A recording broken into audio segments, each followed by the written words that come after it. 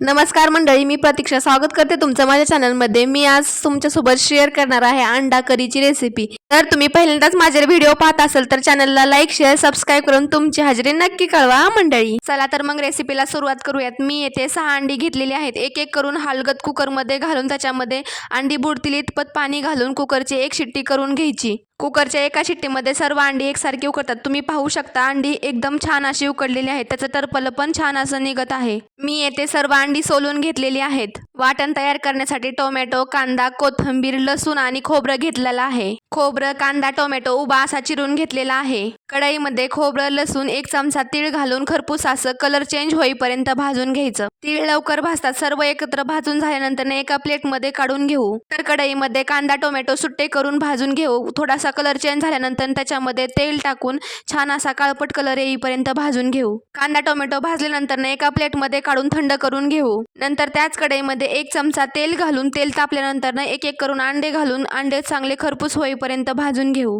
पाहू शकता तुम्ही सर्व अंडे छान असे भाजलेले आहेत। भाजलेले अंडे एका प्लेटमध्ये काढून घेऊ। मिक्सरच्या भांड्यामध्ये खोबरं, तीळ, लसूण आणि कोथिंबीर टाकून अगोदर वाटण तयार करून घेऊ। नंतर कांदा आणि टोमॅटो पण वाटून घेऊ।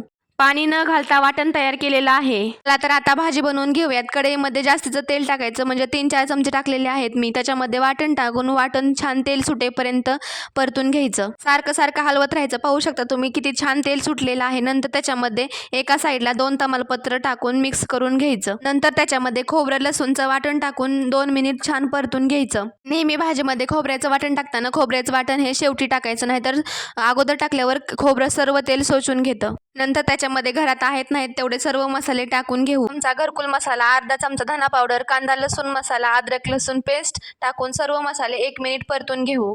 मसाले करपायला नको म्हणून त्याच्यामध्ये थोडंसं पाणी घालून घेऊ। पाणी टाकून सर्व मसाले 1 मिनिट परतून घेऊ। नंतर त्याच्यामध्ये घरगुती काळं तिखट टाकून मिक्स करून सर्व 1 मिनिट तेल सुटेपर्यंत परतून घेऊ। पुन्हा त्याच्यामध्ये अंडी घालून 2-3 मिनिटं मिक्स करून घेऊयात। नंतर त्याच्यामध्ये हवं तेवढं पाणी टाकून रस्सा तयार करून घेऊयात। चवीनुसार मीठ टाकून 2-3 मिनिटं मिक्स करून त्याच्यामध्ये कोथिंबीर घालून भाजी 5 ते 10 मिनिटं कमी गॅसवर उकळून घेऊयात। तयार आहे चमचमीत अंडा करी। मग तुम्ही कधी करताय तुम्हीही करा आणि खा आणि चॅनलला सबस्क्राईब करून तुमची हाजरी नक्की कळवा। भेटूयात नवीन व्हिडिओमध्ये।